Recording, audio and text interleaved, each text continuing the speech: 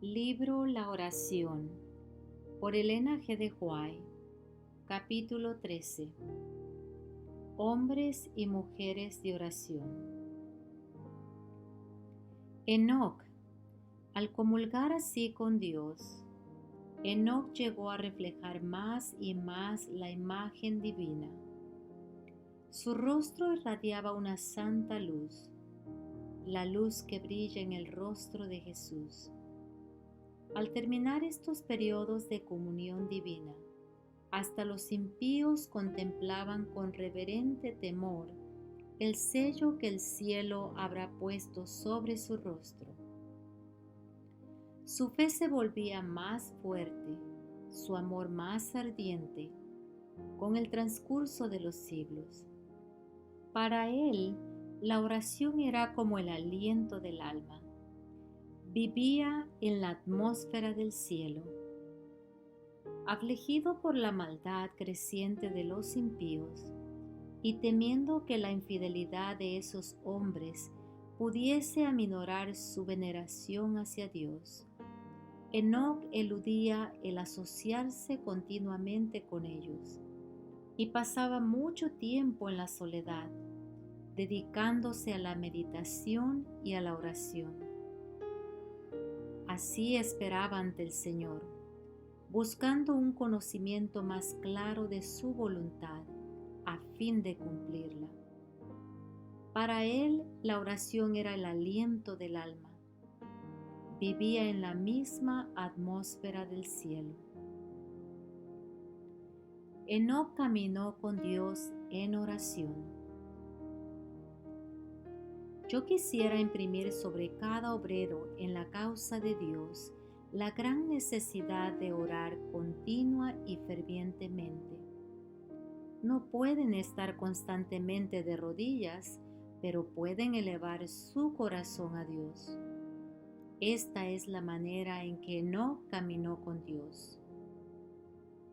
Mientras atendemos a nuestros quehaceres diarios, debiéramos elevar el alma al cielo en oración. Estas peticiones silenciosas suben como incienso ante el trono de gracia y los esfuerzos del enemigo quedan frustrados. El cristiano cuyo corazón se apoya así en Dios no puede ser vencido. No hay malas artes que puedan destruir su paz. Todas las promesas de la palabra de Dios, todo el poder de la gracia divina, todos los recursos de Jehová están puestos a contribución para asegurar su libramiento. Así fue como anduvo Enoc con Dios, y Dios estaba con él, sirviéndole de fuerte auxilio en todo momento de necesidad.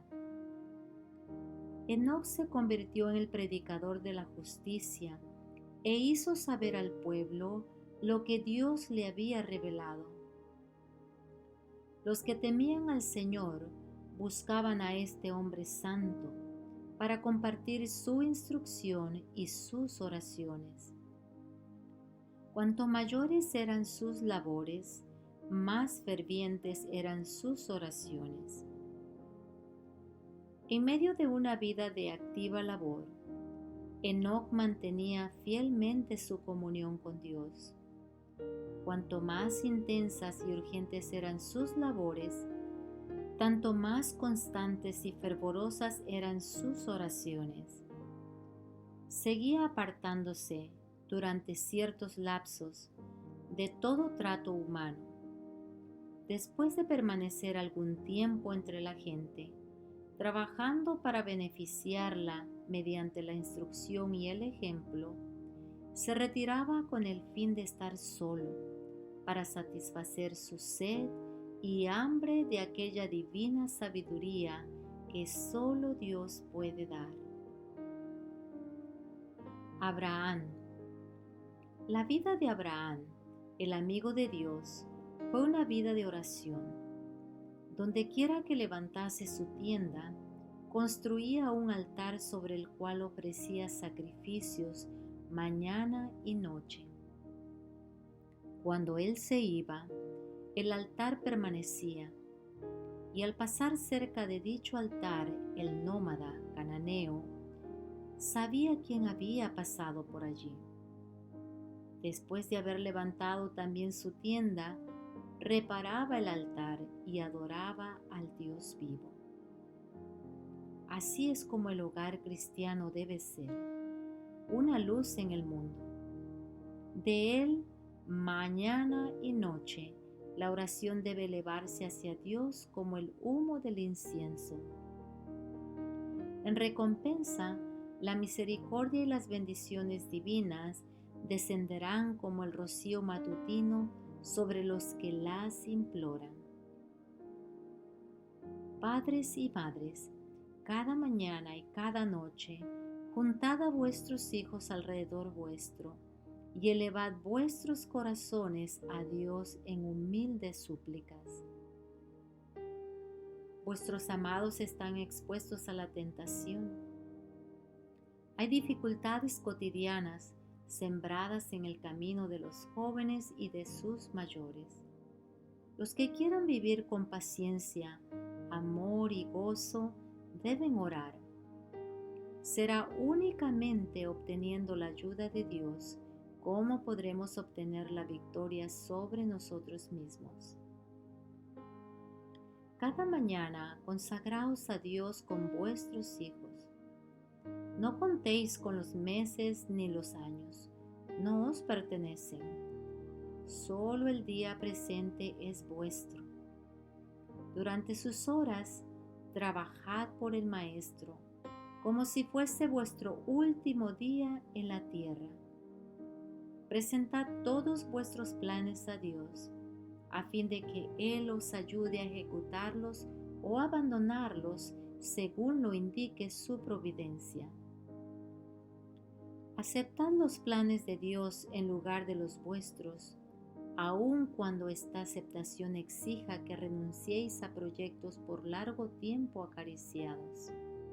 Así, vuestra vida será siempre más y más amoldada conforme al ejemplo divino, y la paz de Dios, que sobrepuja todo entendimiento, guardará vuestros corazones y vuestros pensamientos en Cristo Jesús. Filipenses 4:7. Abraham oraba con fe a pesar de las circunstancias. Abraham no podía explicar la dirección de la providencia. Sus esperanzas no se habían cumplido, pero mantuvo su confianza en la promesa. Y bendecirte he, y engrandeceré tu nombre, y serás bendición. Génesis 12:2. Con oraciones fervientes consideró la manera de preservar la vida de su pueblo y de su ganado, pero no permitió que las circunstancias perturbaran su fe en la palabra de Dios. Dos de los mensajeros celestiales se marcharon dejando a Abraham solo con aquel a quien reconocía ahora como el Hijo de Dios. Y el hombre de fe intercedió en favor de los habitantes de Sodoma. Una vez los había salvado mediante su espada, ahora trató de salvarlos por medio de la oración.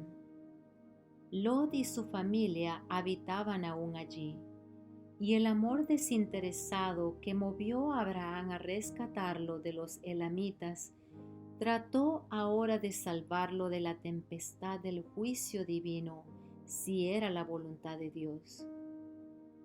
Con profunda reverencia y humildad rogó: He aquí ahora que he comenzado a hablar a mi Señor, aunque soy polvo y ceniza. En su súplica no había confianza en sí mismo, ni jactancia de su propia justicia. No pidió un favor basado en su obediencia o en los sacrificios que había hecho en cumplimiento de la voluntad de Dios. Siendo él mismo pecador, intercedió en favor de los pecadores. Semejante espíritu deben tener todos los que se acercan a Dios. Abraham manifestó la confianza de un niño que suplica a un padre a quien ama. se aproximó al mensajero celestial y fervientemente le hizo su petición. El amor hacia las almas a punto de perecer inspiraba las oraciones de Abraham. Aunque detestaba los pecados de aquella ciudad corrompida, deseaba que los pecadores pudieran salvarse. Su profundo interés por Sodoma demuestra la ansiedad que debemos experimentar por los impíos. Debemos sentir odio hacia el pecado y compasión y amor hacia el pecador. Jacob prevaleció porque fue perseverante y decidido. Su experiencia atestigua el poder de la oración insistente. Este es el tiempo en que debemos aprender la lección de la oración que prevalece y de la fe inquebrantable. Las mayores victorias de la Iglesia de Cristo o del cristiano no son las que se ganan mediante el talento o la educación, la riqueza o el favor de los hombres. Son las victorias que se alcanzan en la cámara de audiencia con Dios, cuando la fe fervorosa y agonizante se hace del poderoso brazo de la omnipotencia. Los que no estén dispuestos a dejar todo pecado ni a buscar seriamente la bendición de Dios, no la alcanzarán. Pero todos los que se afirmen en las promesas de Dios, como lo hizo Jacob, y sean tan vehementes y constantes como lo fue él, alcanzarán el éxito que él alcanzó. Moisés. Hablad menos. Se pierde mucho tiempo precioso en conversación que no produce luz. Únanse los hermanos en ayuno y oración por la sabiduría que Dios ha prometido dar liberalmente. Dad a conocer a Dios vuestras dificultades. Decidle como Moisés: no puedo conducir a este pueblo a menos que tu presencia vaya conmigo. Luego pedid aún más, orad con Moisés, ruégote que me muestres tu gloria. Éxodo 33:18. ¿Qué es esta gloria? El carácter de Dios. Así lo proclamó el Señor a Moisés. Moisés intercedió por Israel. El pacto de Dios con su pueblo había sido anulado, y él declaró a Moisés: ahora pues, déjame que se encienda mi furor en ellos y los consuma, y a ti yo te pondré sobre gran gente. El pueblo de Israel, especialmente la multitud mixta, estaba siempre dispuesto a rebelarse contra Dios. También murmuraban contra Moisés y le afligían con su incredulidad y testarudez, por lo cual iban a hacer una obra laboriosa y aflictiva, conducirlos hasta la tierra prometida. Sus pecados ya les habían hecho perder el favor de Dios, y la justicia exigía su destrucción. El Señor, por lo tanto, dispuso destruirlos y hacer de Moisés una nación poderosa. Ahora pues, déjame que se encienda mi furor en ellos y los consuma, había dicho el Señor. Si Dios se había propuesto destruir a Israel, ¿quién podía interceder por ellos? ¿Cuántos hubieran abandonado a los pecadores a su suerte?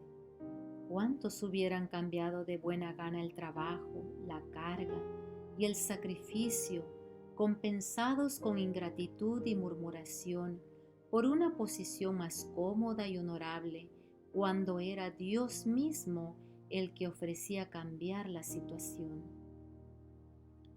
Pero Moisés vio una base de esperanza donde solo aparecían motivos de desaliento e ira.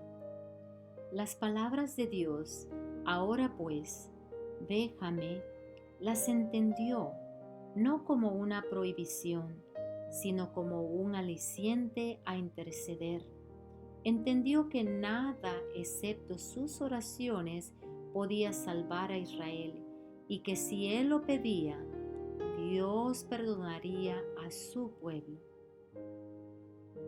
Mientras Moisés intercedía por Israel, perdió su timidez, movido por el profundo interés y amor que sentía hacia aquellos en cuyo favor él había hecho tanto como instrumento en las manos de Dios.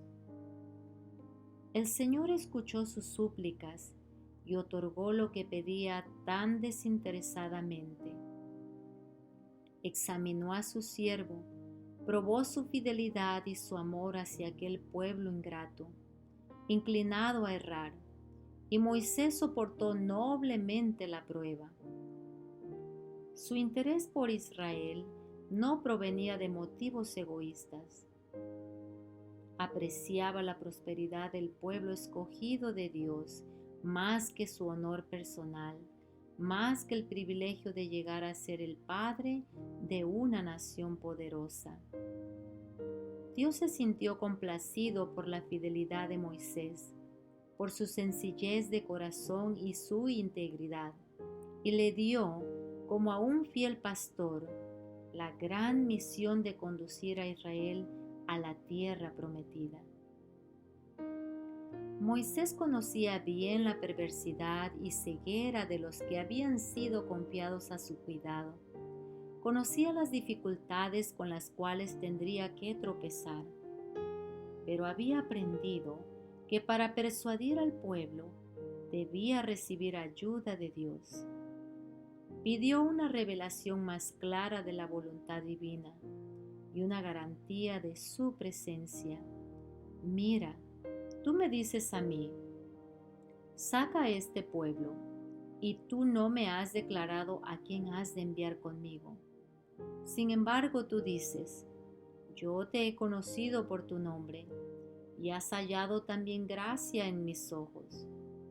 Ahora, pues, si he hallado gracia en tus ojos, ruégote que me muestres ahora tu camino, para que te conozca, porque hallé gracia en tus ojos, y mira que tu pueblo es aquesta gente. La contestación fue, mi rostro irá contigo, y te haré descansar. Pero Moisés no estaba satisfecho todavía. Pensaba sobre su alma el conocimiento de los terribles resultados que se producirían si Dios dejara a Israel librado al endurecimiento y la impenitencia. No podía soportar que sus intereses se separasen de los de sus hermanos y pidió que el favor de Dios fuese devuelto a su pueblo y que la prueba de su presencia continuase dirigiendo su camino. Si tu rostro no ha de ir conmigo, no nos saques de aquí. ¿Y en qué se conocerá aquí que he hallado gracia en tus ojos, yo y tu pueblo, sino en andar tú con nosotros, y que yo y tu pueblo seamos apartados de todos los pueblos que están sobre la faz de la tierra? La contestación fue esta: también haré esto que has dicho, por cuanto has hallado gracia en mis ojos, y te he conocido por tu nombre. El profeta aún no dejó de suplicar. Todas sus oraciones habían sido oídas, pero tenía fervientes deseos de obtener aún mayores pruebas del favor de Dios. Entonces hizo una petición que ningún ser humano había hecho antes. Ruégote que me muestres tu gloria. Dios no le reprendió por su súplica, ni la consideró presuntuosa, sino que al contrario, dijo bondadosamente, yo haré pasar todo mi bien delante de tu rostro. Ningún hombre puede, en su naturaleza mortal, contemplar descubierta la gloria de Dios y vivir, pero Moisés se le aseguró que presenciaría toda la gloria divina que pudiera soportar. Nuevamente se le ordenó subir a la cima del monte. Entonces la mano que hizo el mundo, aquella mano que arranca los montes con su furor y no conocen quién los trastornó, tomó a este ser hecho de polvo, a ese hombre de fe poderosa, y lo puso en la hendidura de una roca, mientras la gloria de Dios y toda su bondad pasaban delante de él. Esta experiencia, y sobre todo la promesa de que la divina presencia le ayudaría, fueron para Moisés una garantía de éxito para la obra que tenía delante, y la consideró como de mucho más valor que toda la sabiduría de Egipto, o que todas sus proezas como estadista o jefe militar. No hay poder terrenal, ni habilidad ni ilustración que pueda sustituir la presencia permanente de Dios. Debido al estrés, la oración de Moisés se volvió casi una queja. El corazón de Moisés desfalleció.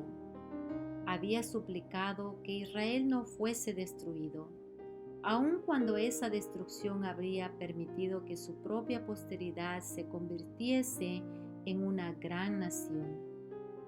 En su amor por los hijos de Israel, había pedido que su propio nombre fuese borrado del libro de la vida antes de que se los dejara perecer. Lo había arriesgado todo por ellos, y esta era su respuesta. Le achacaban todas las tribulaciones que pasaban, aun los sufrimientos imaginarios, y sus murmuraciones inicuas hacían doblemente pesada la carga de cuidado y responsabilidad bajo la cual vacilaba. En su angustia llegó hasta sentirse tentado a desconfiar de Dios. Su oración fue casi una queja.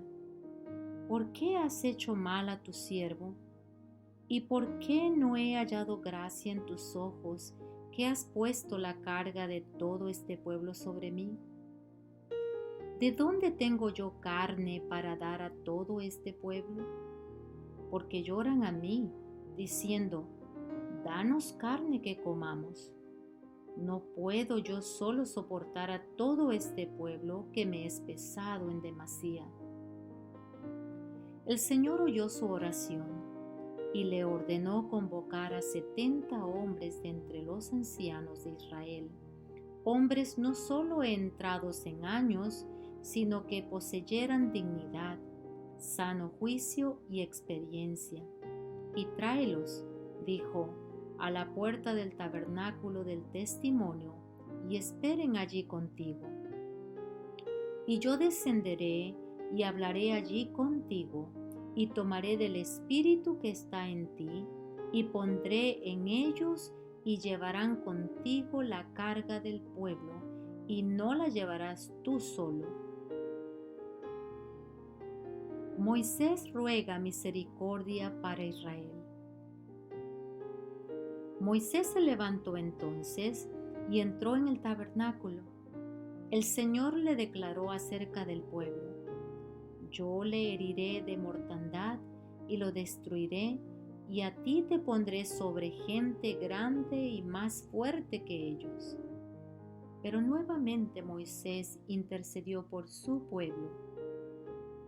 No podía consentir en que fuese destruido y que él, en cambio, se convirtiese en una nación más poderosa.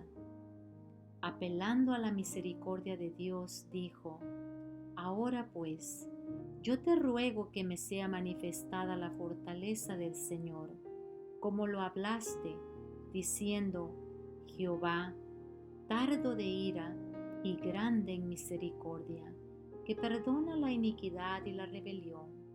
Perdona ahora la iniquidad de este pueblo, según la grandeza de tu misericordia, y como has perdonado a este pueblo desde Egipto hasta aquí.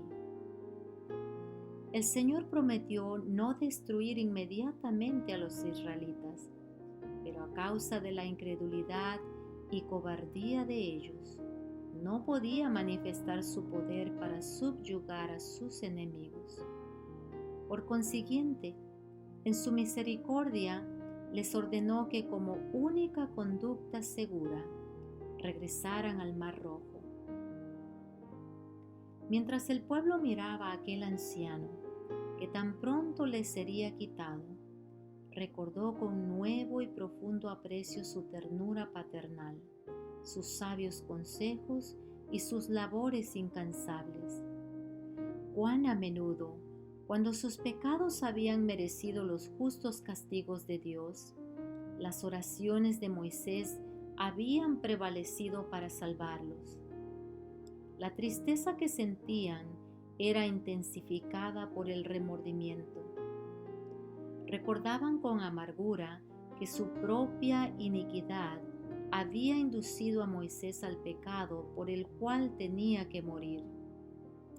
La última oración de Moisés contestada en el momento de la transfiguración.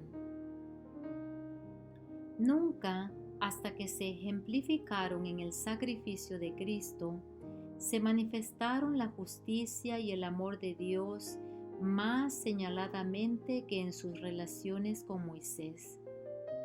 Dios le vedó la entrada a Canaán para enseñar una lección que nunca debía olvidarse, a saber, que Él exige una obediencia estricta y que los hombres deben cuidar de no atribuirse la gloria que pertenece a su Creador. No podía conceder a Moisés lo que pidiera al rogar que le dejara participar en la herencia de Israel, pero no olvidó ni abandonó a su siervo. El Dios del cielo comprendía los sufrimientos que Moisés había soportado. Había observado todos los actos de su fiel servicio a través de los largos años de conflicto y prueba. En la cumbre de Pisga, Dios llamó a Moisés a una herencia infinitamente más gloriosa que la Canaán terrenal. En el monte de la transfiguración, Moisés estuvo presente con Elías, quien había sido trasladado. Fueron enviados como portadores de la luz y la gloria del Padre para su Hijo.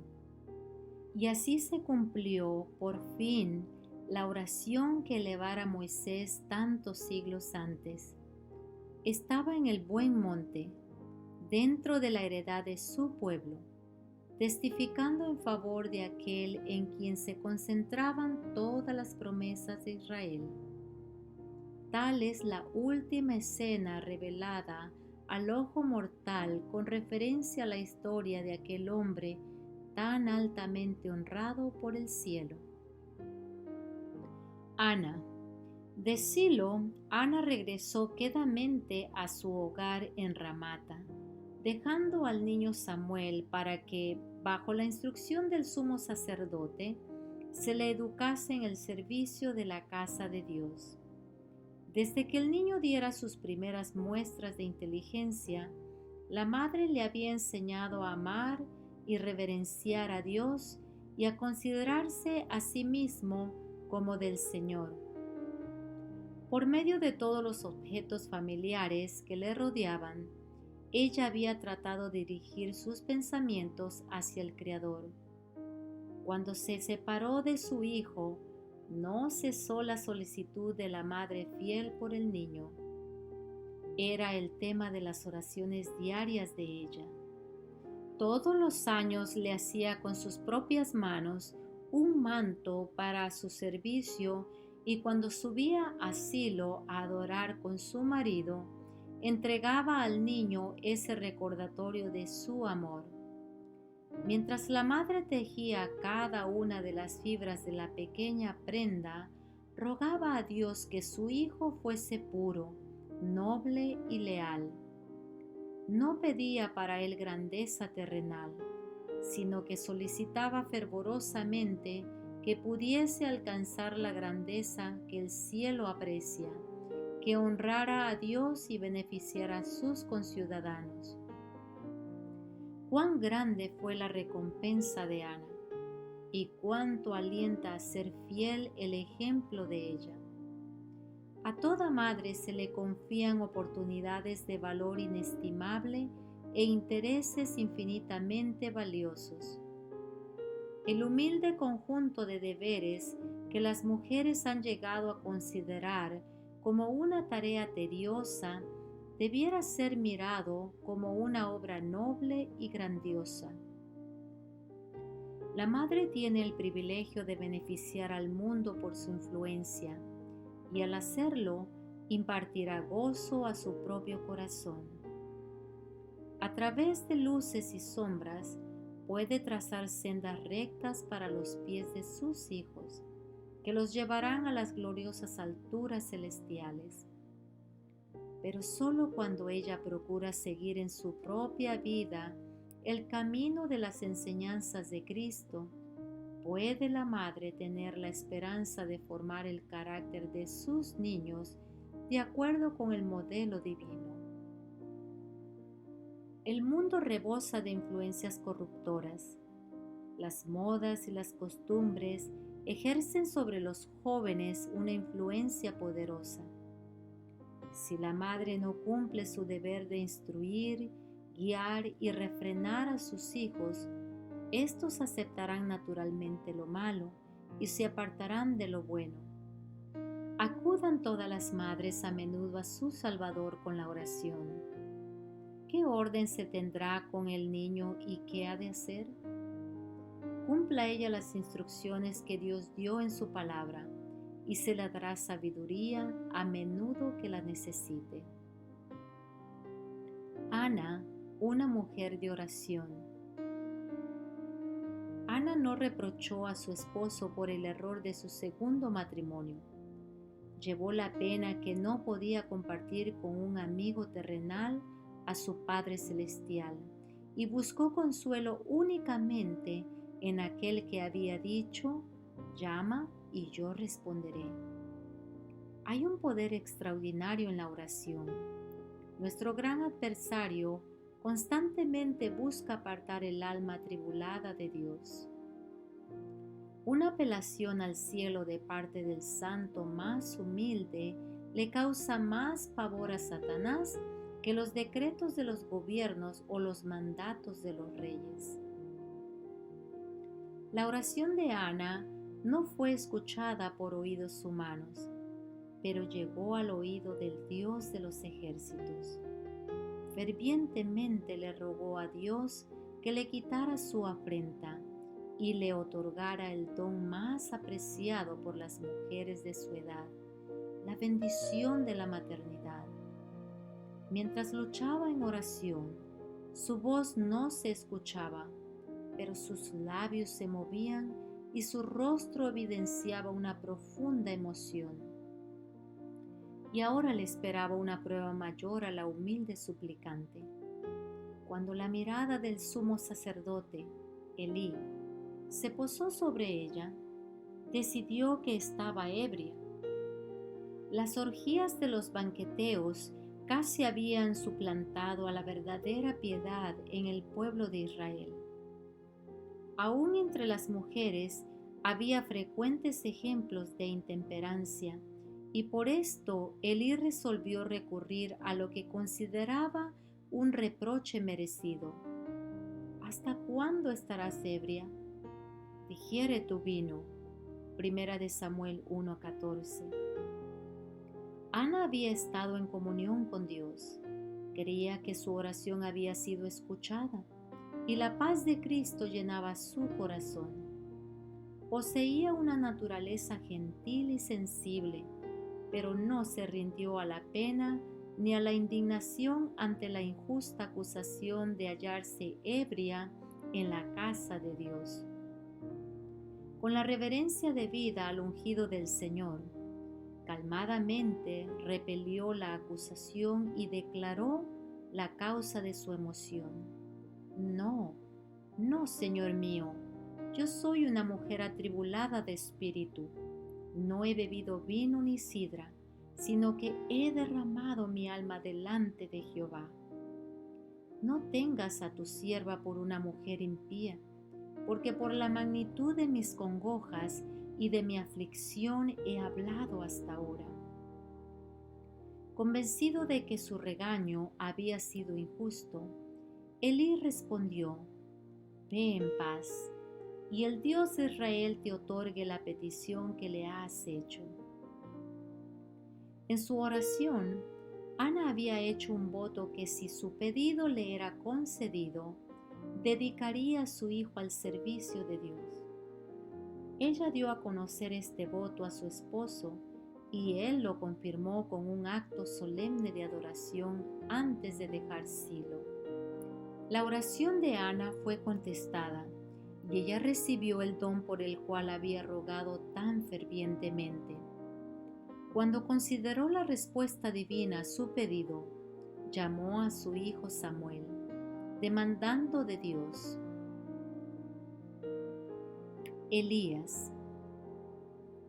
Entre las montañas de Galaad, al oriente del Jordán, moraba en los días de Acab un hombre de fe y oración cuyo ministerio intrépido estaba destinado a detener la rápida extensión de la apostasía en Israel. Alejado de toda ciudad de renombre y sin ocupar un puesto elevado en la vida, Elías el Tisbita inició sin embargo su misión confiando en el propósito que Dios tenía de preparar el camino delante de él y darle abundante éxito. La palabra de fe y de poder estaba en sus labios y consagraba toda su vida a la obra de reforma.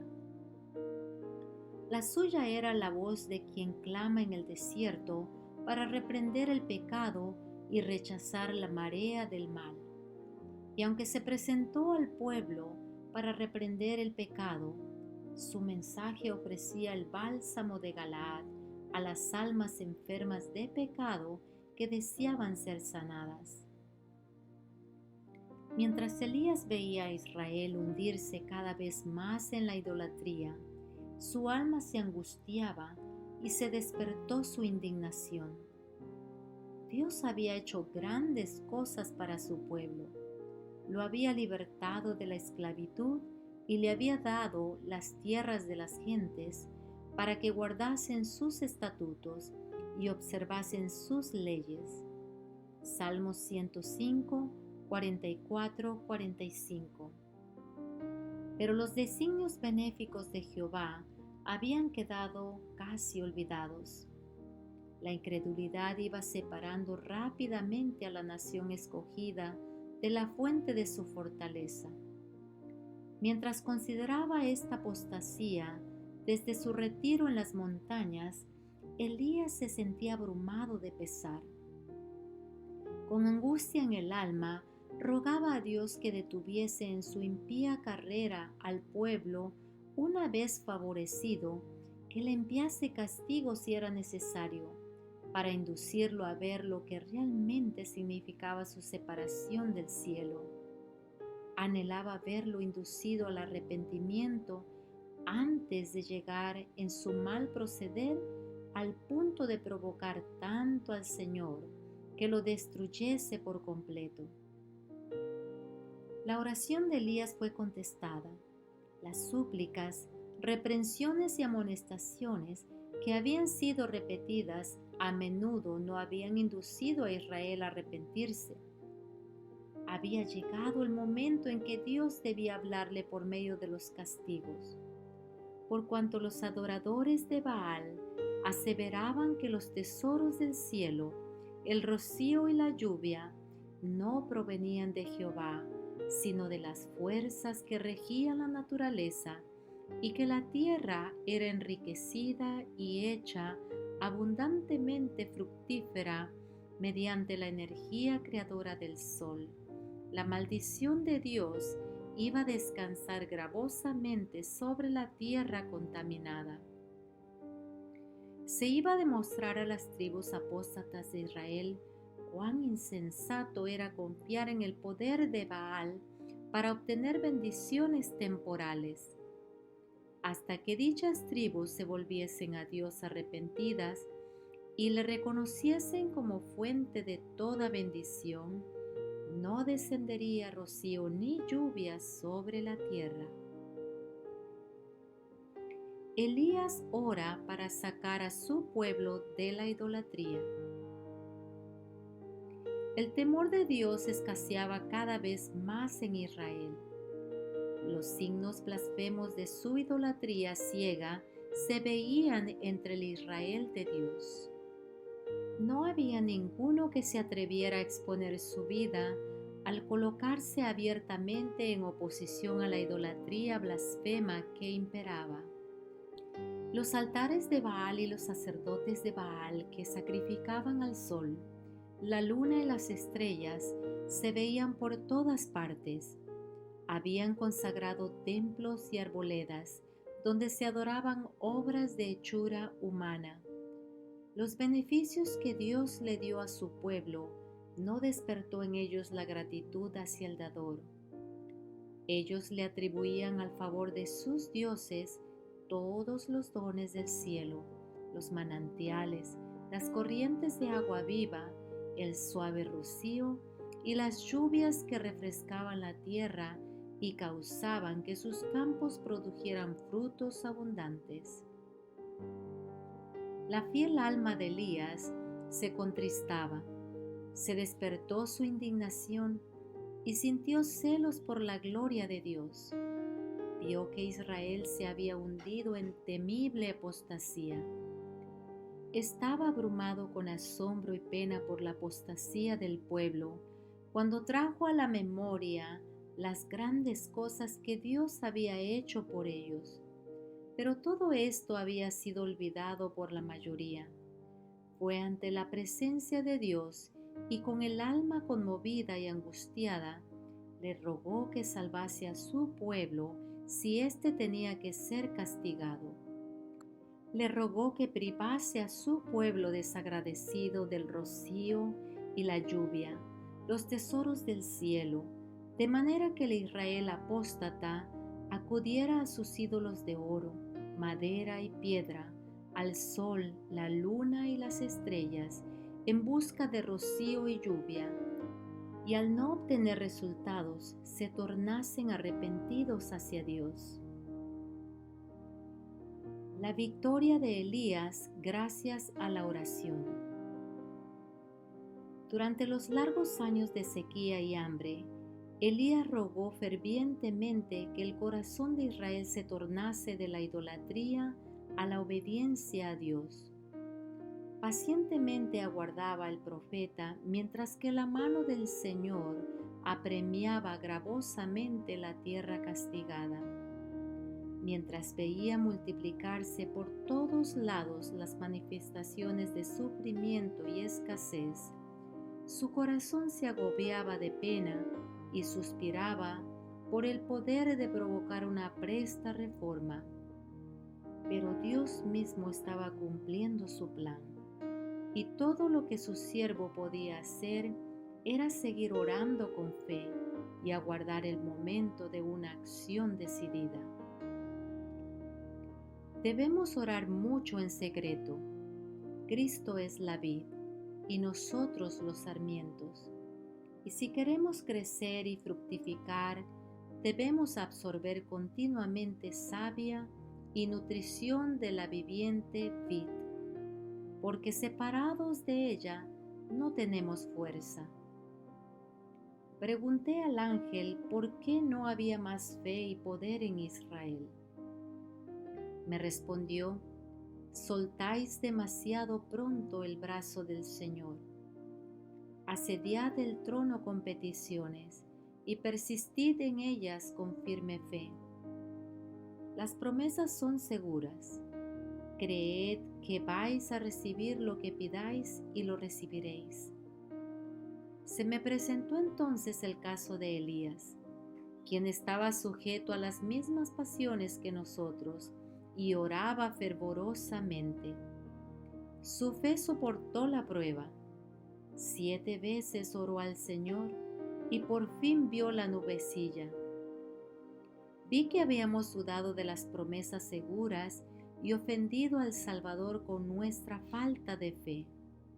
El ángel dijo: «Cíñete la armadura y sobre todo toma el escudo de la fe que guardará tu corazón, tu misma vida, de los dardos de fuego que lancen los malvados». Si el enemigo logra que los abatidos aparten sus ojos de Jesús, se miren a sí mismos y fijen sus pensamientos en su indignidad en vez de fijarlos en los méritos, el amor y la compasión de Jesús, los despojará del escudo de la fe, logrará su objeto y ellos quedarán expuestos a violentas tentaciones. Por lo tanto, los débiles han de volver los ojos hacia Jesús y creer en Él. Entonces ejercitarán la fe. Los mensajeros de Dios deben pasar mucho tiempo con Él si quieren tener éxito en su obra. Se cuenta lo siguiente acerca de una anciana del Lancashire que estaba escuchando las razones que sus vecinas daban para explicar el éxito de su pastor. Hablaban de sus dones, de su modo de hablar, de sus modales. Pero ella le dijo: «No, yo les voy a decir en qué consiste todo. Vuestro pastor pasa mucho tiempo con el Todopoderoso. Cuando los hombres sean tan consagrados como Elías y posean la fe que él tenía, Dios se revelará como entonces. Cuando los hombres eleven súplicas al Señor como Jacob, se volverán a ver los resultados que se vieron entonces. Vendrá poder de Dios en respuesta a la oración de fe». La espectacular respuesta a la oración de Elías en el Monte Carmelo. Recordando al pueblo la larga apostasía que había despertado la ira de Jehová, Elías lo invitó a humillar su corazón y a retornar al Dios de sus padres a fin de que pudiese borrarse la maldición que descansaba sobre la tierra. Luego, postrándose reverentemente delante del Dios invisible, elevó las manos hacia el cielo y pronunció una sencilla oración. Desde temprano por la mañana hasta el atardecer, los sacerdotes de Baal habían lanzado gritos y espumarajos mientras daban saltos, pero mientras Elías oraba, no repercutieron gritos sobre las alturas del Carmelo. Oró como quien sabía que Jehová estaba allí, presenciando la escena y escuchando sus súplicas. Los profetas de Baal habían orado desenfrenadamente e incoherentemente. Elías rogó con sencillez y fervor a Dios que manifestase su superioridad sobre Baal a fin de que Israel fuese inducido a regresar hacia él. Dijo el profeta en su súplica: «Jehová, Dios de Abraham, de Isaac y de Israel, sea hoy manifiesto que tú eres Dios en Israel, y que yo soy tu siervo, y que por mandato tuyo he hecho todas estas cosas. Respóndeme, Jehová, respóndeme, para que conozca este pueblo que tú, oh Jehová, eres el Dios, y que tú volviste atrás el corazón de ellos». Primera de Reyes 18, 36 y 37. Sobre todos los presentes pesaba un silencio opresivo en su solemnidad. Los sacerdotes de Baal temblaban de terror. Conscientes de su culpabilidad, veían llegar una presta retribución. Apenas acabó Elías de su oración, bajaron del cielo sobre el altar llamas de fuego, como brillantes relámpagos, y consumieron el sacrificio, evaporaron el agua de la trinchera y devoraron hasta las piedras del altar. El resplandor del fuego iluminó la montaña y deslumbró a la multitud. En los valles que se extendían más abajo, donde muchos observaban, suspensos de ansiedad, los movimientos de los que estaban en la altura, se vio claramente el descenso del fuego, y todos se quedaron asombrados por lo que veían. Era algo semejante a la columna de fuego que al lado del Mar Rojo separó a los hijos de Israel de la hueste egipcia.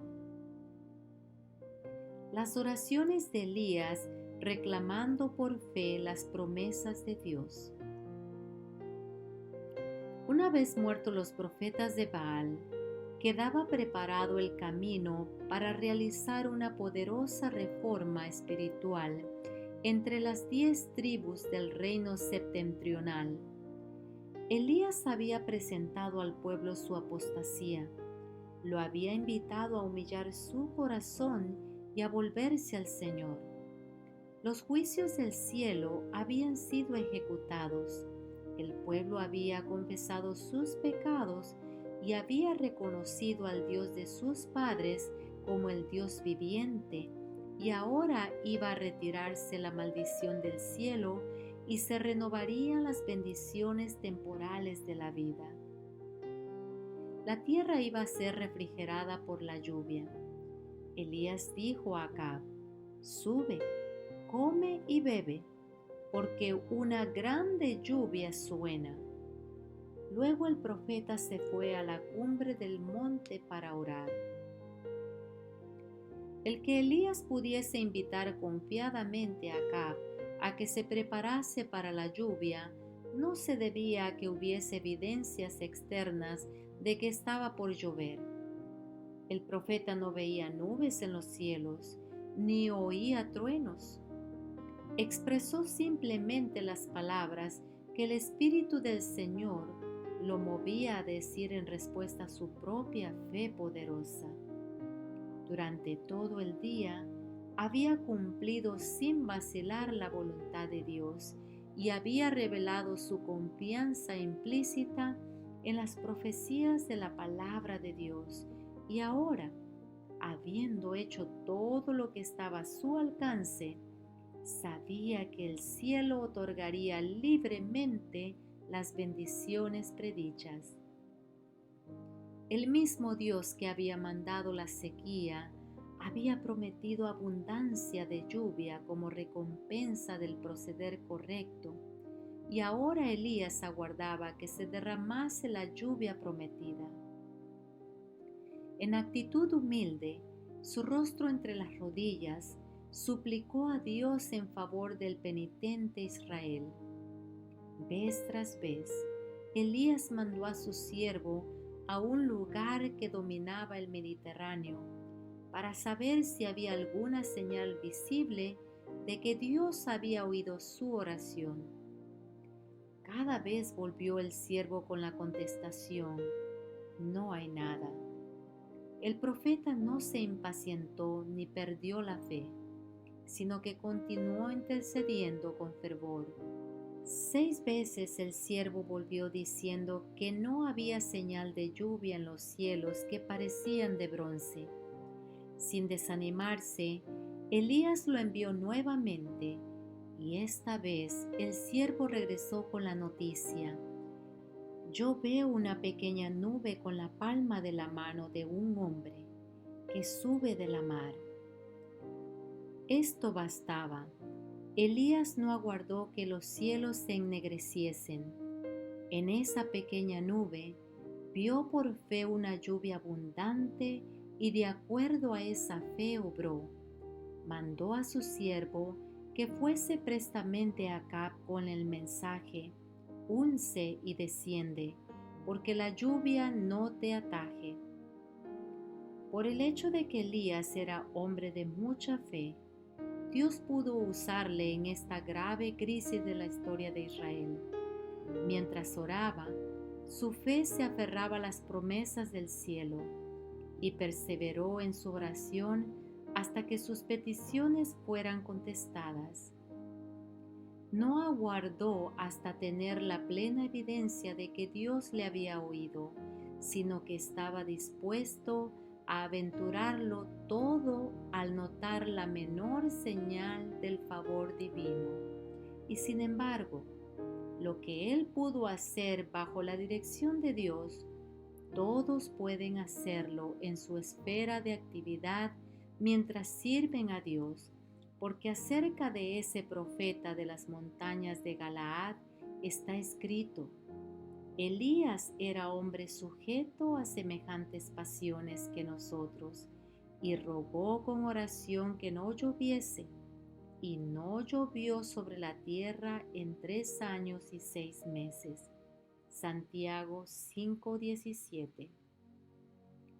Una fe tal es lo que se necesita en el mundo hoy, una fe que se aferre a las promesas de la palabra de Dios y se niegue a renunciar a ellas antes que el cielo oiga.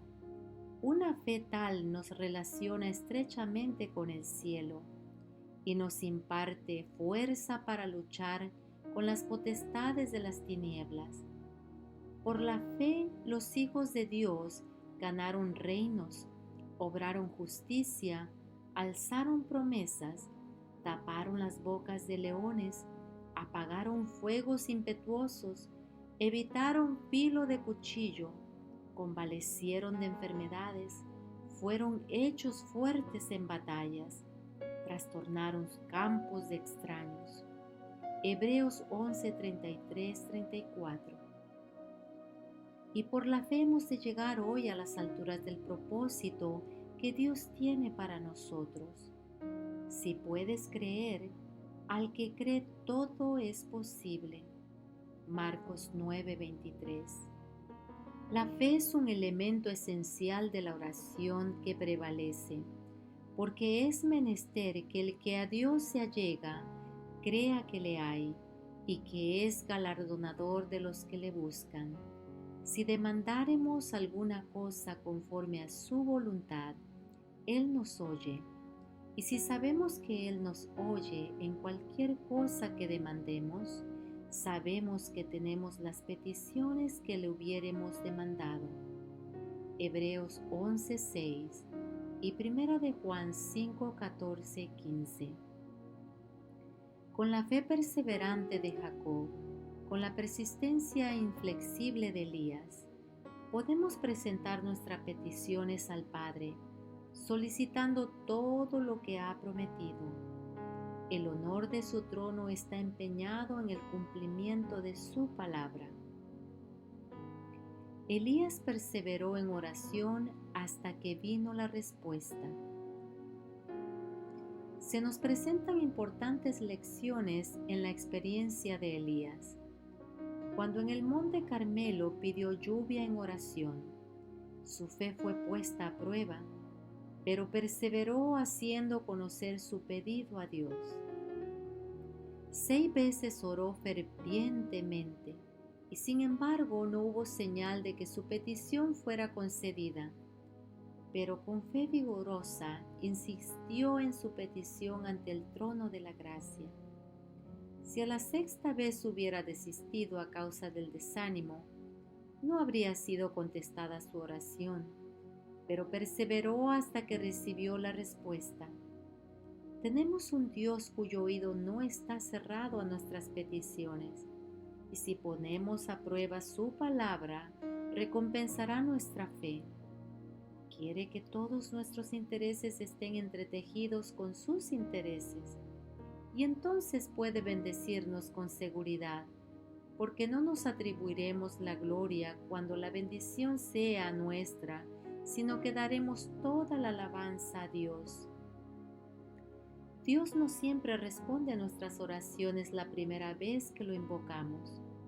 Si así lo hiciera, daríamos por sentado que tenemos derecho a todas las bendiciones y favores que nos concede. En vez de escudriñar nuestro corazón para ver si albergamos algún mal, si hay algún pecado fomentado, nos volveríamos descuidados y dejaríamos de comprender nuestra dependencia de Dios y nuestra necesidad de su ayuda. Elías se humilló hasta el punto de que no iba a atribuirse la gloria. Esta es la condición para que el Señor oiga la oración, pues entonces le daremos a Él la alabanza. La costumbre de alabar a los hombres da como resultado grandes males. Se alaban mutuamente y así los hombres son inducidos a creer que les pertenecen la gloria y la honra. Cuando exaltáis al hombre, colocáis una trampa para su alma y hacéis exactamente lo que Satanás quiere que hagáis.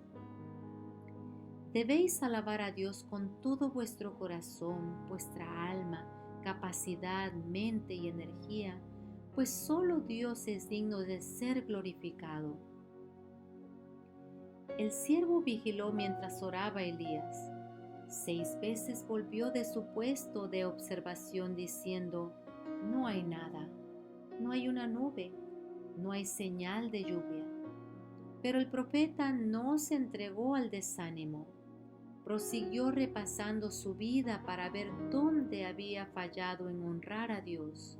Confesó sus pecados y así continuó afligiendo su alma delante de Dios mientras vigilaba para ver si había una señal de que su oración había sido contestada.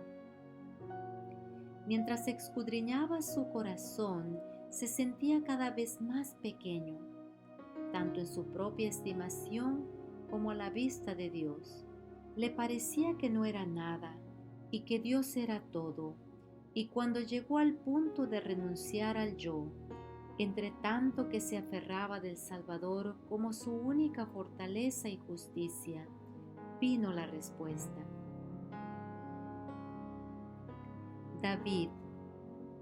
Dios quiso que la historia de la caída de David sirviera como una advertencia de que aun aquellos a quienes Él ha bendecido y fortalecido grandemente no han de sentirse seguros ni tampoco descuidar el velar y orar. Así ha resultado para los que con humildad han procurado aprender lo que Dios quiso enseñar con esa lección. De generación en generación, miles han sido así inducidos a darse cuenta de su propio peligro frente al poder tentador del enemigo común. La caída de David, hombre que fue grandemente honrado por el Señor, despertó en ellos la desconfianza de sí mismos. Comprendieron que solo Dios podía guardarlos por su poder mediante la fe. Sabiendo que en Él estaba la fortaleza y la seguridad, temieron dar el primer paso en tierra de Satanás. El Señor respondió a la oración de David en solicitud de perdón. Una de las más fervientes oraciones registradas en la palabra de Dios es la de David, cuando suplicó: «Crea en mí, oh Dios, un corazón limpio». La respuesta de Dios frente a una oración tal es: «Te daré un corazón nuevo». Esta es una obra que ningún hombre finito puede hacer. Los hombres y mujeres deben comenzar por el principio, buscar a Dios con sumo fervor en procura de una verdadera experiencia cristiana. Deben sentir el poder creador del Espíritu Santo. Deben recibir el nuevo corazón. Es decir, tienen que mantenerlo dócil y tierno por la gracia del cielo. Debe limpiarse el alma del espíritu egoísta. Deben trabajar fervientemente y con humildad de corazón, acudiendo cada uno a Jesús en busca de conducción y valor. Entonces el edificio, debidamente ensamblado, crecerá hasta ser un templo santo en el Señor. Salomón. En el principio de su reinado, Salomón oró así: Jehová Dios mío, tú has puesto a mí tu siervo por rey en lugar de David mi padre, y yo soy mozo pequeño, que no sé cómo entrar ni salir. Primera de Reyes 3:7. Salomón había sucedido a David su padre en el trono de Israel.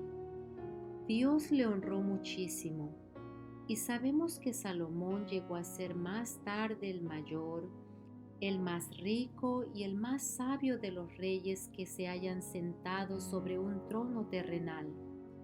En el principio de su reinado, por influencia del Espíritu Santo, Salomón comprendió la solemnidad de sus responsabilidades y, aunque rico en talentos y capacidades, admitió que sin el auxilio divino era tan incapaz frente a su tarea como un mozo pequeño.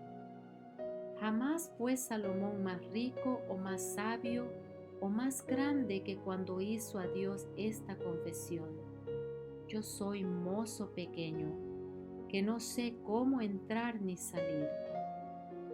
Y agradó delante de Jehová que Salomón pidiese esto, y díjole Dios: porque has demandado esto, y no pediste para ti muchos días, ni pediste para ti riquezas, ni pediste la vida de tus enemigos, mas demandaste para ti inteligencia para oír juicio. He aquí lo que he hecho conforme a tus palabras. He aquí que te he dado corazón sabio y entendido, tanto que no haya habido antes de ti otro como tú, ni después de ti se levantará otro como tú. Y aún también te he dado las cosas que no pediste, riquezas y gloria, tal que entre los reyes de ninguno haya como tú en todos tus días. Ahora, he aquí las condiciones. Y si anduvieras en mis caminos, guardando mis estatutos y mis mandamientos, como anduvo David tu padre, yo alargaré tus días.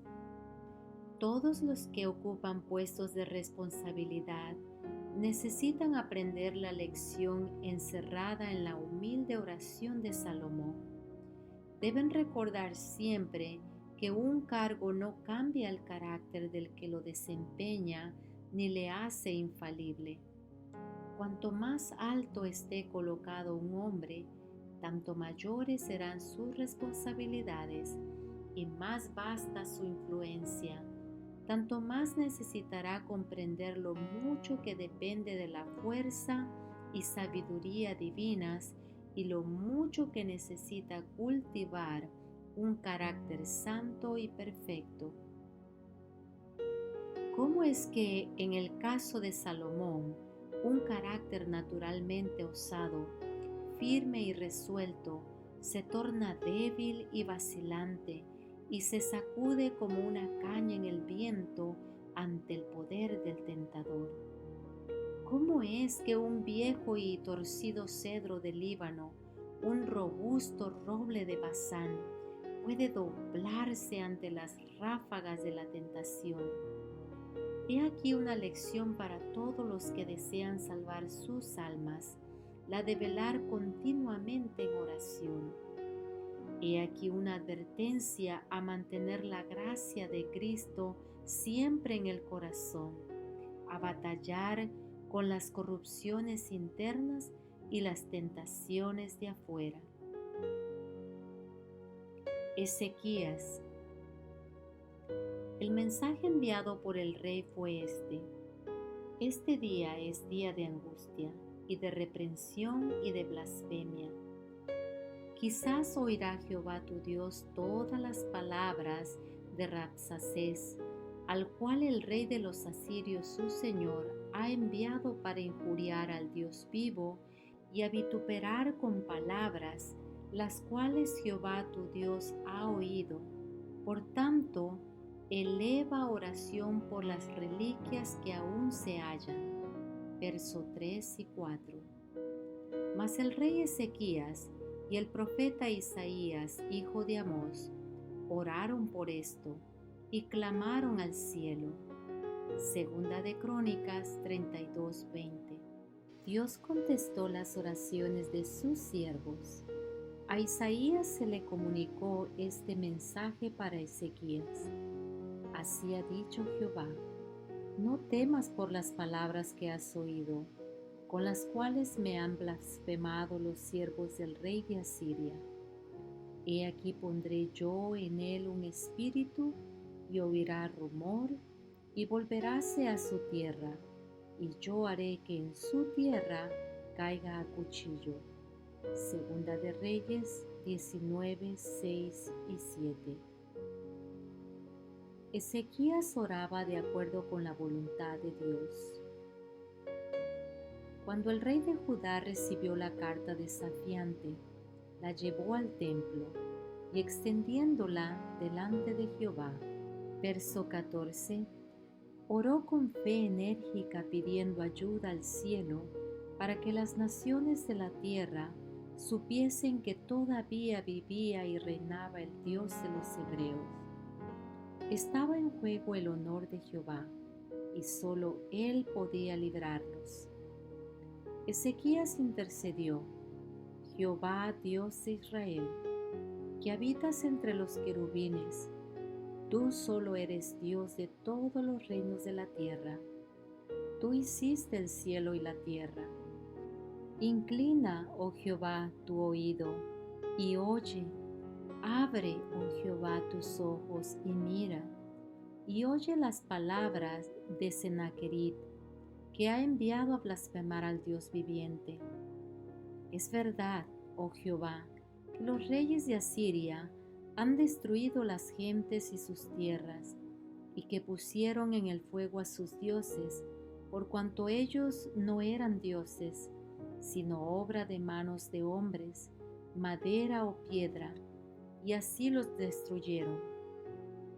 Ahora pues, oh Jehová, Dios nuestro, sálvanos, te suplico, de su mano, para que sepan todos los reinos de la tierra que tú solo, Jehová, eres Dios. Segunda de Reyes 19, 15 al 19. La súplica de Ezequías en favor de Judá y del honor de su gobernante supremo armonizaba con el propósito de Dios. Salomón, en la oración que elevó al dedicar el templo, había rogado al Señor que sostuviese la causa de su pueblo Israel, cada cosa en su tiempo, a fin de que todos los pueblos de la tierra sepan que Jehová es Dios y que no hay otro. Primera de Reyes 8, 59, 60. Y el Señor iba a manifestar especialmente su favor cuando, en tiempos de guerra o de opresión por algún ejército, los príncipes de Israel entrasen en casa de oración para rogar que se los librase. Primera de Reyes 8, 33, 34. No se dejó a Ezequías sin esperanza. Isaías le mandó palabra diciendo: Así ha dicho Jehová, Dios de Israel, lo que me rogaste acerca de Sennacherib, rey de Asiria, he oído. Ezequías sanado en respuesta a la oración. Desde los días de David, no había gobernado un rey que hubiere hecho esfuerzos tan extraordinarios para edificar el reino de Dios en un tiempo de apostasía y desánimo como Ezequías. El gobernante moribundo había servido fielmente a Dios y había hecho mucho para fortalecer la confianza del pueblo en Jehová como su gobernante supremo. Y al igual que David, ahora podía decir: llegué en mi oración a tu presencia, inclina tu oído a mi clamor, porque mi alma está hastiada de males y mi vida cercana al Seol, porque tú, oh Señor Jehová, eres mi esperanza, seguridad mía desde mi juventud. En ti he sido sustentado desde el vientre. Cuando mi fuerza se acabare, no me desampares. Oh Dios, no te alejes de mí, Dios mío, acude pronto en mi socorro. No me desampares hasta que anuncie tu poder a la posteridad y tu potencia a todos los que han de venir. Salmos 88, 2, 3 y 71, 5 al 18. Aquel cuyas misericordias nunca decaen, escuchó la oración de su siervo. Lamentaciones 3:22. Antes que Isaías saliese hasta la mitad del patio, vino palabra de Jehová a Isaías, diciendo: Vuelve, y di a Ezequías, príncipe de mi pueblo, así dice Jehová, el Dios de David tu padre: Yo he oído tu oración, y he visto tus lágrimas. He aquí que yo te sano. Al tercer día subirás a la casa de Jehová. Y añadiré a tus días 15 años, y te libraré a ti y a esta ciudad de mano del rey de Asiria, y ampararé esta ciudad por amor a mí mismo y por amor a David mi siervo. Segunda de Reyes 24 al 6.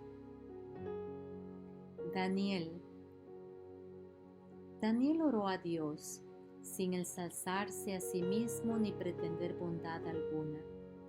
Oye, Señor, oh Señor, perdona, presta oído, Señor, y haz, no pongas dilación por amor a ti mismo, Dios mío. Esto es lo que Santiago llama la oración eficaz y ferviente. De Cristo dice: estando en agonía, oraba más intensamente. ¿Qué contraste presentan con esta intercesión de la majestad celestial las débiles y tibias oraciones que se ofrecen a Dios? Muchos se conforman con el servicio de los labios y pocos tienen un anhelo sincero, ferviente y afectuoso por Dios. Constante en la oración a pesar de la persecución. ¿Cesó Daniel de orar por causa de este decreto? No, ese era precisamente el momento en que más debía orar. Cuando Daniel supo que el edicto había sido firmado, entró en su casa y, abiertas las ventanas de su cámara que daban hacia Jerusalén, se arrodillaba 3 veces al día y oraba y daba gracias delante de su Dios como lo solía hacer antes. Daniel 6:10. Daniel no procuró esconder su lealtad a Dios. No oró en su corazón, sino que con su voz y en un tono alto, con sus ventanas abiertas hacia Jerusalén, ofreció sus peticiones al Señor. Entonces sus enemigos se quejaron al rey, y Daniel fue echado al foso de los leones. Pero el Hijo de Dios estuvo allí. El ángel del Señor acampó en derredor del siervo del Señor, y el rey vino a la mañana siguiente y llamó: Daniel, siervo del Dios viviente, el Dios tuyo, a quien tú continuamente sirves, ¿te ha podido librar de los leones? Entonces Daniel respondió al rey: Oh rey, vive para siempre. Mi Dios envió su ángel, el cual cerró la boca de los leones para que no me hiciesen daño. Daniel 6, 20 al 22. No le había ocurrido mal alguno, y magnificó al Señor y Dios del cielo. Daniel oraba con humildad, dispuesto a aceptar la voluntad divina. Al acercarse el tiempo de la terminación de los 70 años de cautiverio, Daniel se aplicó en gran manera al estudio de las profecías de Jeremías. Él vio que se acercaba el tiempo en que Dios daría a su pueblo escogido otra prueba y con ayuno, humillación y oración importunaba al Dios del cielo con estas palabras: Ahora, Señor, Dios grande, digno de ser temido, que guardas el pacto y la misericordia con los que te aman y guardan tus mandamientos. Hemos pecado, hemos hecho iniquidad, hemos obrado impíamente y hemos sido rebeldes, y nos hemos apartado de tus mandamientos y de tus ordenanzas. No hemos obedecido a tus siervos los profetas, que en tu nombre hablaron a nuestros reyes, a nuestros príncipes, a nuestros padres y a todo el pueblo de la tierra. Daniel 9, 4 al 6. Daniel no proclama su propia fidelidad ante el Señor. En lugar de pretender ser puro y santo, este honrado profeta se identifica humildemente con Israel verdaderamente pecaminoso. La sabiduría que Dios le había impartido era tan superior a la sabiduría de los grandes hombres del mundo, como la luz del sol que brilla en los cielos al mediodía es más brillante que la más débil estrella. Y sin embargo, ponderad la oración que sale de los labios de este hombre tan altamente favorecido del cielo. Con profunda humillación, con lágrimas y una entrega de corazón, ruega por sí mismo y por su pueblo. Abre su alma delante de Dios, confesando su propia falta de mérito y reconociendo la grandeza y la majestad del Señor. Qué sinceridad y qué fervor caracterizaron su súplica. La mano de fe se halla extendida hacia arriba para asirse de las promesas del Altísimo que nunca fallan. Su alma lucha en agonía y tiene la evidencia de que su oración es escuchada. Sabe que la victoria le pertenece. Si como pueblo nosotros orásemos como Daniel y lucháramos como él luchó, humillando nuestras almas delante de Dios, veríamos respuestas tan maravillosas a nuestras peticiones como las que le fueron concedidas a Daniel. Oíd cómo presenta su caso ante la corte del cielo. Inclina, oh Dios mío, tu oído y oye.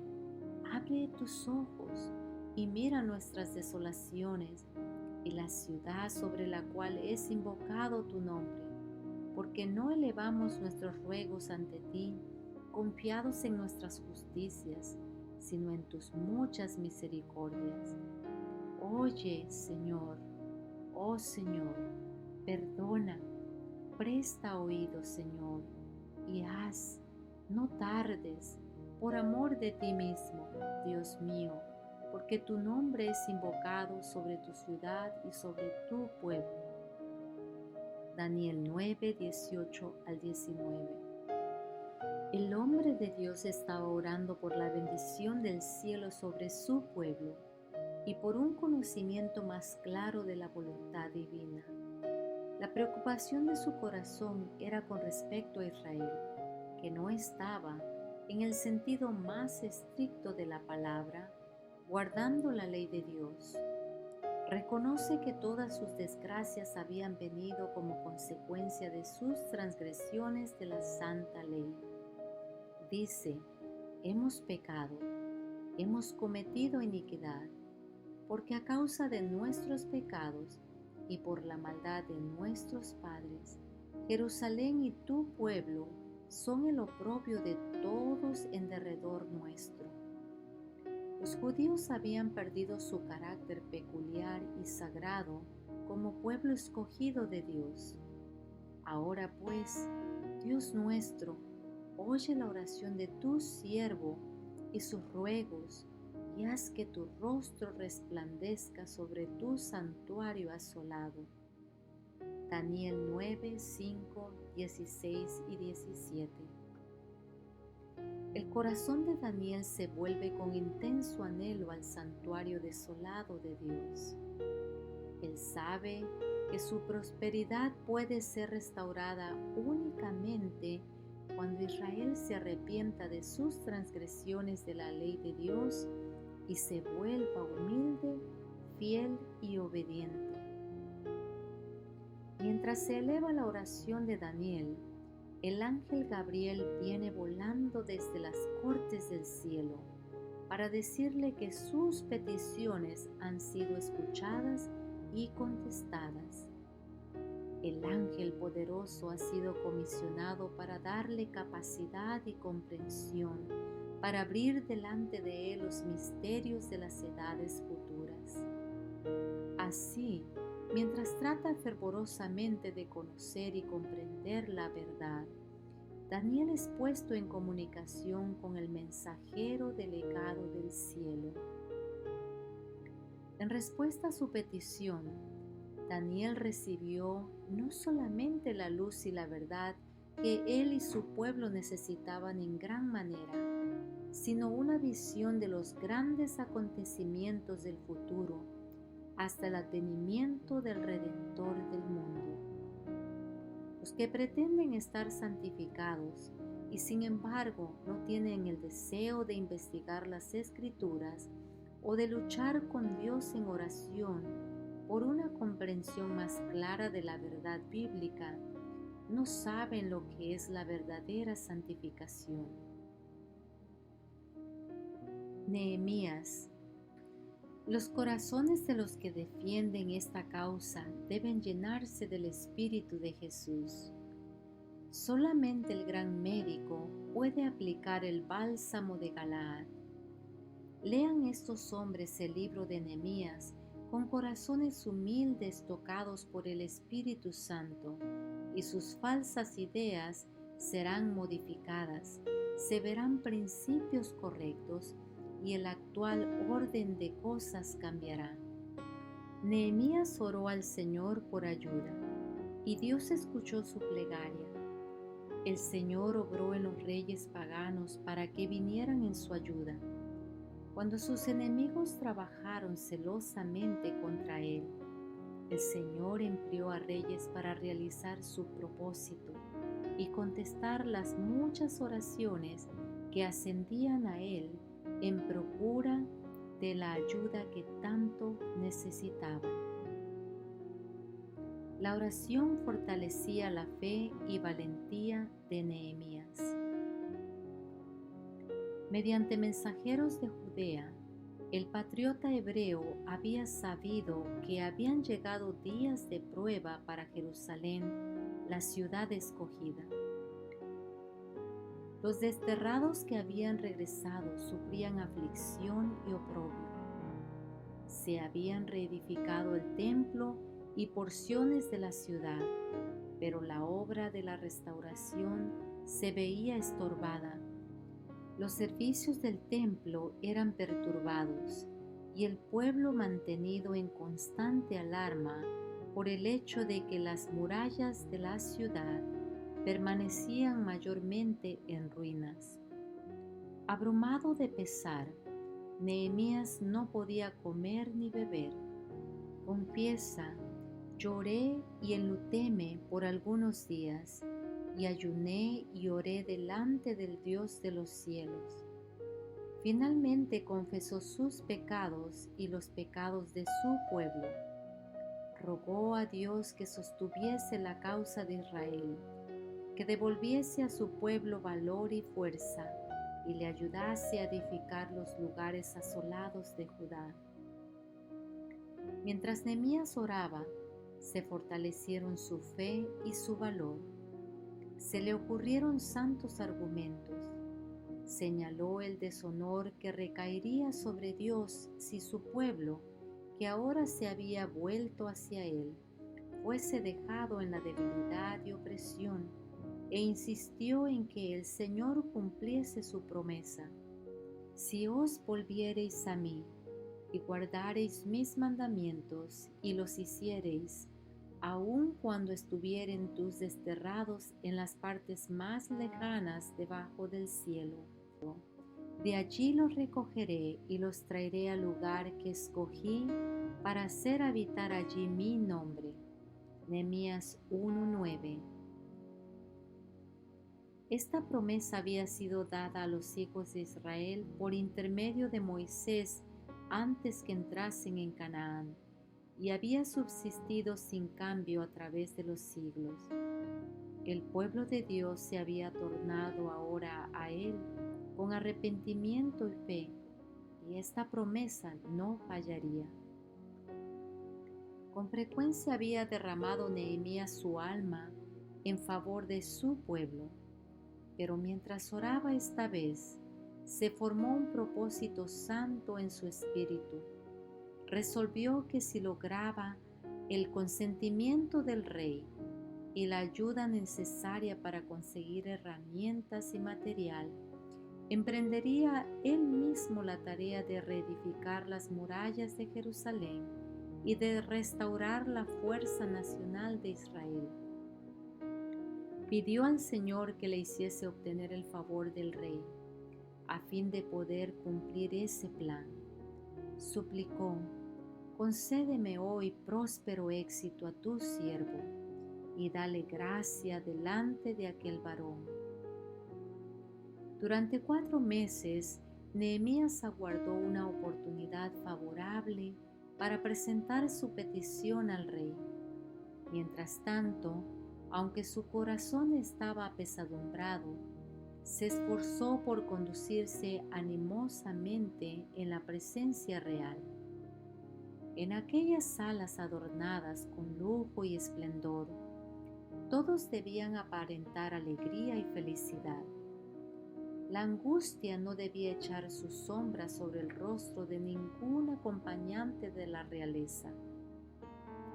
Pero mientras Nehemías se hallaba retraído, oculto de los ojos humanos, muchas eran las oraciones, las confesiones y las lágrimas que Dios y los ángeles oían y veían. Nehemías reconoció su pecado personal en sus oraciones. No solo dijo Nehemías que Israel había pecado. Arrepentido, reconoció que él y la casa de su padre habían pecado. Nos hemos corrompido contra ti, dice, colocándose entre los que habían deshonrado a Dios al no permanecer firmemente de parte de la verdad. Nehemías se humilló ante Dios y le dio la gloria debida a su nombre. Así también lo hizo Daniel en Babilonia. Estudiemos las oraciones de estos hombres. Nos enseñan que debemos humillarnos, pero que nunca hemos de borrar la línea de demarcación entre el pueblo observador de los mandamientos de Dios y los que no respetan su ley. Nehemías oró seguro de que Dios cumpliría sus promesas. Aferrándose firmemente de la promesa divina, Nehemías depositaba sus peticiones ante el estrado de la misericordia celestial para que Dios sostuviera la causa de su pueblo arrepentido, le restaurara su fortaleza y edificara sus lugares asolados. Dios había cumplido sus amenazas cuando su pueblo se separó de él. Lo había esparcido entre las naciones de acuerdo con su palabra. En ese mismo hecho, Nehemías hallaba la seguridad de que él sería igualmente fiel en cumplir sus promesas. Nehemías oraba de acuerdo a las necesidades del momento. La mención de la condición en que estaba Jerusalén despertó la simpatía del monarca sin evocar sus prejuicios. Otra pregunta dio a Nehemías la oportunidad que aguardaba desde hacía mucho. ¿Qué cosa pides? Pero el varón de Dios no se atrevía a responder antes de haber solicitado la dirección de uno mayor que Artajerjes. Tenía un cometido sagrado que cumplir. para el cual necesitaba ayuda del rey, y comprendía que mucho dependía de que presentase el asunto en forma que obtuviese su aprobación y su auxilio. Dice él: entonces oré al Dios de los cielos. En esa breve oración, Nehemías se acercó a la presencia del Rey de Reyes y ganó para sí un poder que puede desviar los corazones como se desvían las aguas de los ríos. Las oraciones de Nehemías, corroboradas por su firmeza de propósito.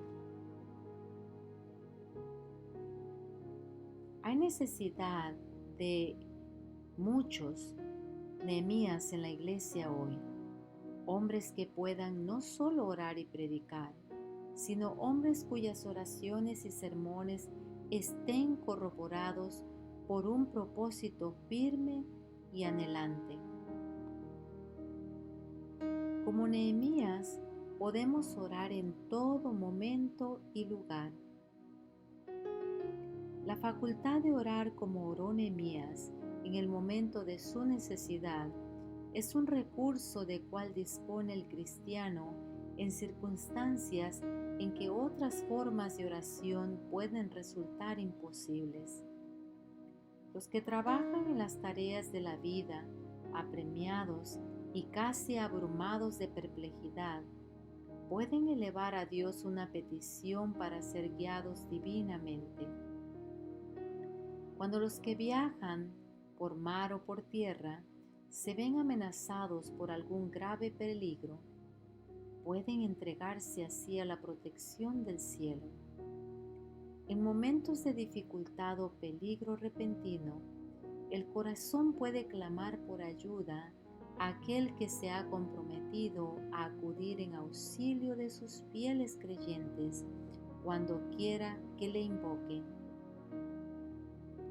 En toda circunstancia y condición, el alma cargada de pesar y cuidados o fieramente asaltada por la tentación puede hallar seguridad, apoyo y socorro en el amor y el poder inagotables de un Dios que guarda su pacto.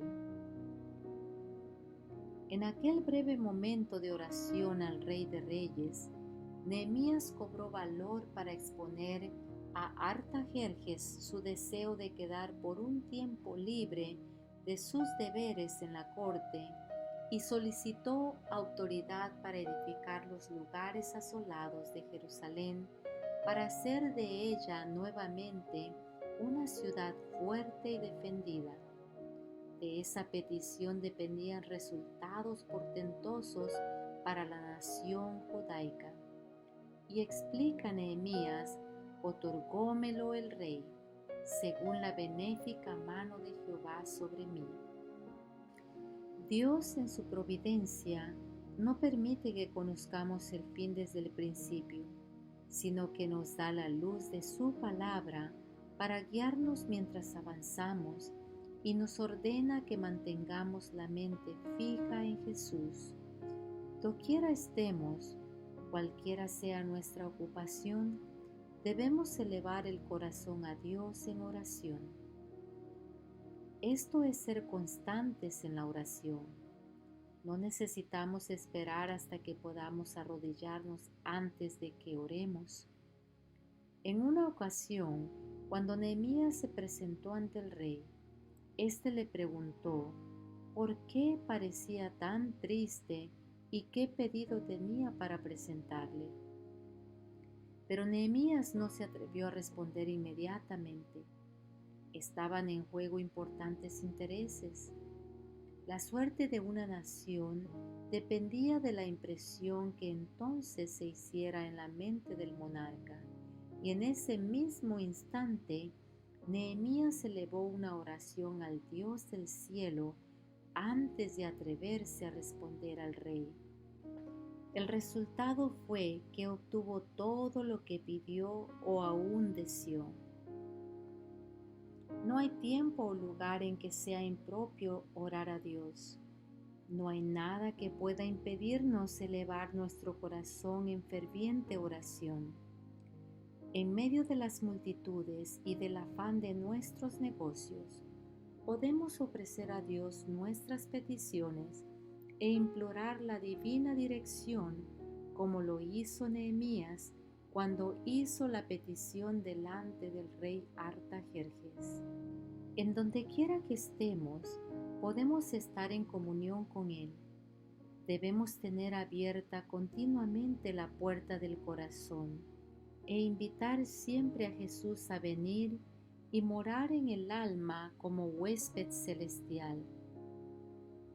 Aunque estemos rodeados de una atmósfera corrompida y manchada, no necesitamos respirar sus miasmas, antes bien podemos vivir en la atmósfera limpia del cielo.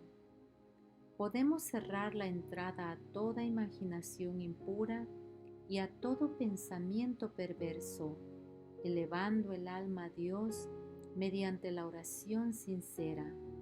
Aquellos cuyo corazón esté abierto para recibir el apoyo y la bendición de Dios, andarán en una atmósfera más santa que la del mundo y tendrán constante comunión con el cielo. Nehemías oró fervientemente toda la noche. En secreto y silencio, Nehemías completó su gira de inspección de los muros.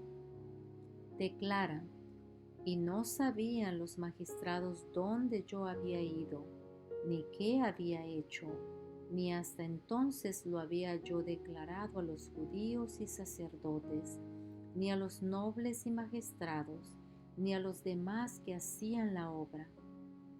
En su dolorosa gira no quería él llamar la atención ni de sus amigos ni de sus adversarios, para no crear ninguna excitación y para que no se pusieran en circulación informes que pudieran derrotar o por lo menos obstaculizar su obra. Nehemías dedicó el resto de la noche a la oración. Por la mañana debía hacer un esfuerzo ferviente para levantar y unir a sus desalentados y divididos compatriotas. El éxito de Nehemías demuestra el poder de la oración.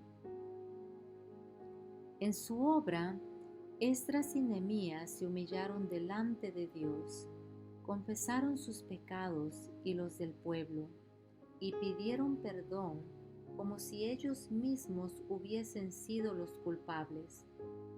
Con paciencia trabajaron, oraron y sufrieron. Lo que más dificultó su obra no fue la franca hostilidad de los paganos, sino la oposición secreta de los que se decían sus amigos, quienes, al prestar su influencia al servicio del mal, multiplicaba por 10 la carga de los siervos de Dios. Estos traidores proveían a los enemigos del Señor material para que guerreasen contra su pueblo. Sus malas pasiones y voluntades rebeldes estaban siempre en pugna con los claros requerimientos de Dios. El éxito que acompañó a los esfuerzos de Nehemías revela lo que lograrán la oración, la fe y la acción sabia y enérgica. Nehemías no era sacerdote ni profeta, ni pretendía título alguno. Fue un reformador suscitado para un tiempo importante. Se propuso poner a su pueblo en armonía con Dios. Inspirado por su gran propósito, dedicó a lograrlo toda la energía de su ser. Una integridad elevada e inflexible distinguió sus esfuerzos. Al verse frente al mal y a la oposición a lo recto, asumió una actitud tan resuelta que el pueblo fue incitado a trabajar con renovado celo y valor. no podía menos que reconocer la lealtad, el patriotismo y el profundo amor a Dios que animaban a Nehemías, y al notar todo esto, el pueblo estaba dispuesto a seguirlo a donde lo guiaba. Juan el Bautista. Pero Juan no pasaba la vida en ociosidad, ni en lobreguez ascética o aislamiento egoísta. De vez en cuando salía a mezclarse con los hombres y siempre observaba con interés lo que sucedía en el mundo. Desde su tranquilo retiro, vigilaba el desarrollo de los sucesos. Con visión iluminada por el Espíritu Divino, estudiaba los caracteres humanos para poder saber cómo alcanzar los corazones con el mensaje del cielo. Sentía el peso de su misión. En la soledad, por la meditación y la oración, trataba de fortalecer su alma para la carrera que le esperaba. La oración capacitaba a Juan para enfrentarse a los reyes de la tierra. Juan el Bautista fue enseñado por el Señor en su vida del desierto. Estudiaba las revelaciones de Dios en la naturaleza. Bajo la dirección del Divino Espíritu, estudiaba los pergaminos de los profetas. De día y de noche, su estudio y meditación eran sobre Cristo, hasta que su mente, corazón y alma se colmaron de la visión gloriosa. Contemplaba al Rey en su hermosura y perdía de vista el yo. Contemplaba la majestad de la santidad y reconocía su propia ineficiencia y falta de mérito. Lo que debía declarar el mensaje de Dios era en el poder de Dios y su justicia que se mantendría firme. Estaba listo para salir como mensajero del cielo sin temor a lo humano, porque había contemplado lo divino. Podía mantenerse con valor delante de la presencia de los monarcas del mundo, porque con temor y temblor se había postrado ante el Rey de Reyes. Pedro. El corazón del apóstol fue movido a simpatía al ver su tristeza. Luego, ordenando que los llorosos deudos salieran de la pieza, se arrodilló y oró fervorosamente a Dios para que devolviese la vida y la salud a Dorcas. Volviéndose hacia el cuerpo, dijo: Tabita, levántate. Y ella abrió los ojos y viendo a Pedro, incorporóse. Dorcas había prestado grandes servicios a la iglesia, y a Dios le pareció bueno traerla de vuelta del país del enemigo, para que su habilidad y energía siguieran beneficiando a otros y también para que por esta manifestación de su poder, la causa de Cristo fuese fortalecida. Amén.